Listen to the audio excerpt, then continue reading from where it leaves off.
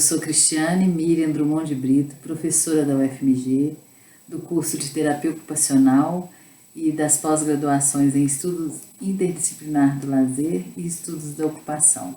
O assunto proposto aqui para reflexão hoje é cultura e saúde. Eu pretendo aqui fazer mais pergunta que responder alguma coisa sobre o tema. Há quem diga que é mais importante perguntar do que responder. E eu acho isso mesmo, né? Foram as perguntas que fiz na vida que me fizeram caminhar. Aqui nesse espaço eu quero combinar com vocês de me dar o direito de não ficar citando nenhum autor ou cientista, né, durante a minha fala, porque de alguma forma eles já estão incorporados em mim, no meu trabalho de professora e de docente, né? Eu vou me permitir ao devaneio, né? E também as minhas próprias experiências de vida. Uma das experiências vividas por mim, que eu lembro carinhosamente, é a forma que eu brincava quando criança, na rua, né? E quando chovia muito, fazia enxurrada, e todas as crianças do bairro iam para minha rua brincar, como se aquela enxurrada fosse o seu próprio rio, a própria piscina de cada um de nós. E a gente fazia os barquinhos e colocavam eles para navegar na enxurrada. Também lembro quando eu, sendo a 13ª filha, ficava sempre com o que restava de roupa e brinquedo dos irmãos anteriores a mim. E sempre tive que reaproveitar o que era velho, repaginar e customizar. E isso, de alguma forma, eu trouxe também para a minha vida acadêmica. Então, na minha infância, eu lembro que tinha uma vizinha no final da rua que, quando chegava o Natal, ela ganhava desse Papai Noel todo vestido de vermelho e com seu saco grande, bonecas que falavam, cantavam, que andavam, e eu ganhava apenas brinquedos de plástico, às vezes com rodinhas e puxado por um cordãozinho, tanto eu quanto meus irmãos. Né? Talvez essa foi a minha primeira questão que eu fiz na vida, uma questão política, na qual eu me perguntava por que tanta desigualdade. Né? Eu não perguntava com essas palavras, mas eu perguntava, será por que Papai Noel, com aquele saco tão grande, trazia para ela brinquedos tão interessantes e para mim trazia apenas aqueles. Né? Então, assim, a gente vai caminhando e na nossa história de vida, a gente vai vendo como que a gente vai construindo o nosso pensamento, né? E então, na minha adolescência, eu já querendo vestir de forma mais bonita, então, e não ganhava roupas novas, então o jeito era eu roubar as roupas das minhas irmãs. Mas logo elas descobriam isso e a briga estava feita. E a gente brigava até a gente conseguir chegar em acordos. O que eu quero trazer de interessante disso é que os meus pais, tanto meu pai quanto minha mãe, deixavam rolar, eles não intrometiam nessas brigas e a gente próprio se resolvia. Hoje em dia, pensando nas crianças e adolescentes da classe média, isso é praticamente impossível, né? Porque vivemos uma cultura de controle, onde que os pais querem seus filhos com certos padrões culturais adequados, né? Então, se eles não se encaixam nessa adequação, muitos pais e a própria cultura os leva à medicalização. Então, atualmente é assustador o número de crianças e adolescentes que são medicados, né? Então, conhecer as histórias de vida, né, igual eu estou contando parte da minha, eu desconfio que é muito mais potente para conhecer culturas e saúde que simplesmente nomear títulos acadêmicos, né? E também é importante a gente falar desse tema no plural, culturas e saúde, porque não existe apenas uma forma de se pensar o assunto e nenhuma forma desse assunto na própria existência humana, né? A vivência da cultura e da saúde. Né? Então, eu também acredito que as diversas dimensões desse assunto são inseparáveis, né? E relembrando outra parte da minha história de vida, uma coisa que me marcou muito foi quando eu entrei pela primeira vez no manicômio e vi lá seres humanos dopados, presos, às vezes amarrados em suas camas, e eles estavam presos por quê?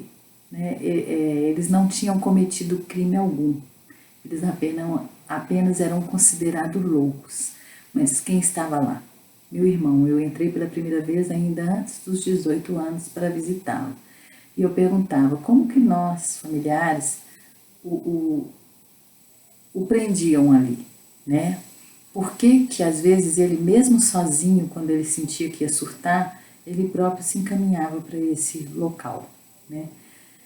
E aí vem a pergunta, a que ordem sociocultural tanto meu irmão quanto meus familiares obedeciam para encaminhar o aprisionamento como um tratamento de saúde? Qual o processo civilizatório que vivemos que construiu padrões de normalidade e anormalidade, curvas de normalidade e quem sai dessa curva é considerado doente, louco, delinquente ou qualquer coisa do tipo.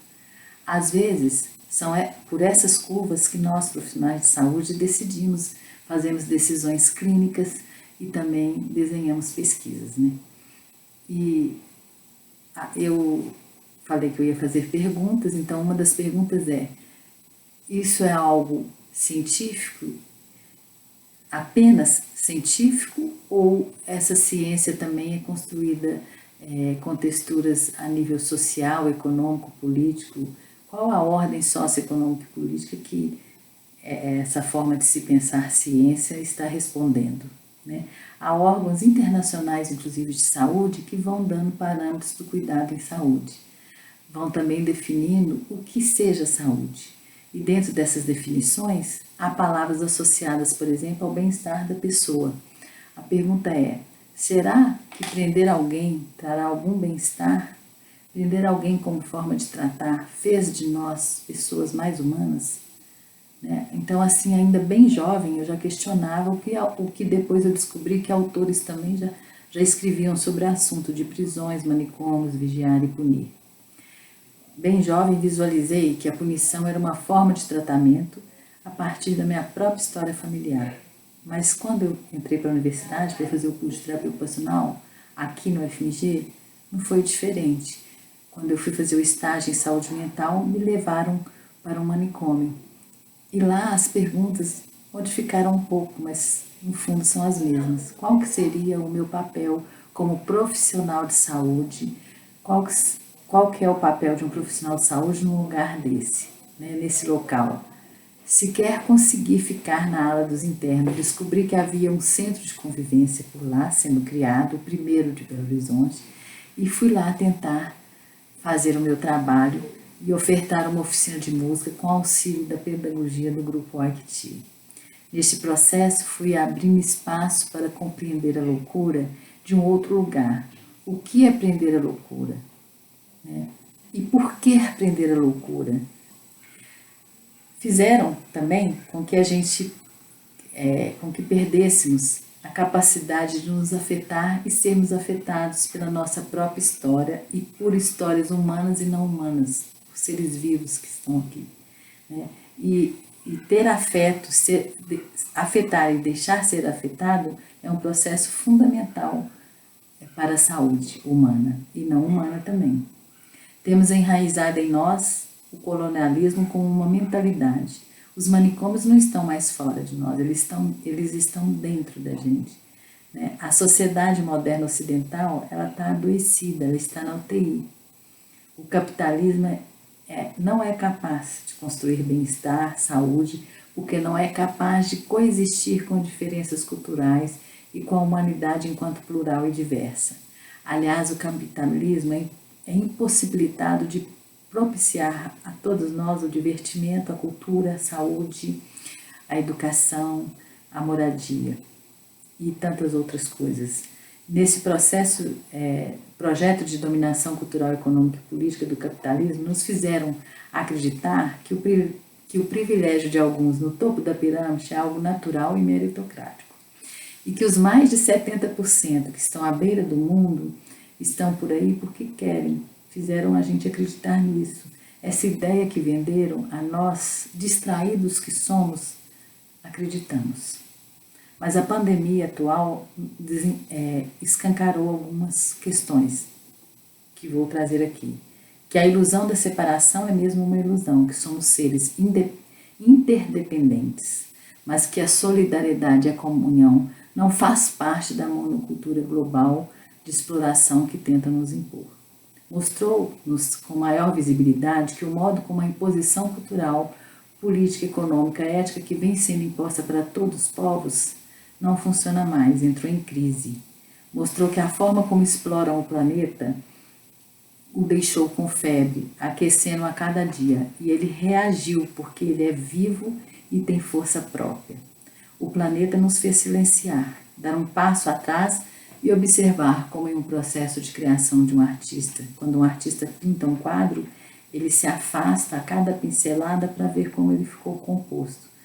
Nessa parada, estamos tendo a oportunidade de nos afastar e ver a composição atual da humanidade, de como estamos, né?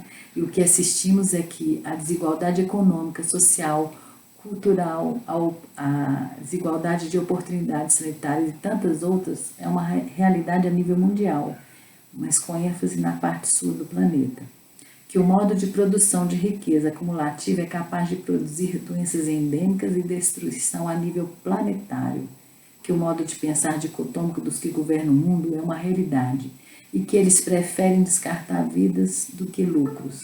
Mostrou que um vírus é capaz de tirar nosso oxigênio, mas que o vírus da colonização cultural e econômica já vem tirando esse oxigênio há milhares de anos. Mostrou também que individualmente somos incapazes de cuidar do planeta e de nós mesmos. Assim surge a esperança da possibilidade de coexistirmos em solidariedade. Os humanos, nessa pandemia, demonstraram a capacidade que têm de ser solidário, de compartilhar saberes, culturas, arte, ações, de reivindicarem direitos e mesmo de compartilhar os R$ 600 emergenciais que o governo atual não compartilhou com todos. Então, algumas famílias que ganham esses R$ 600 compartilham com as que não ganham e que necessitam dele, né?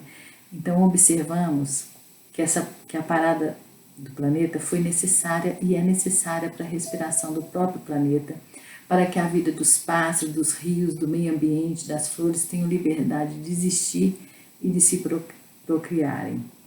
A Mãe Terra mostrou que tem força de virar o jogo do capitalismo. Precisamos nos inspirar nela para termos força para resistir e buscar experiências do bem viver com culturas diversas e saúde diversas. Gratidão a todos, e a todas, e a todos.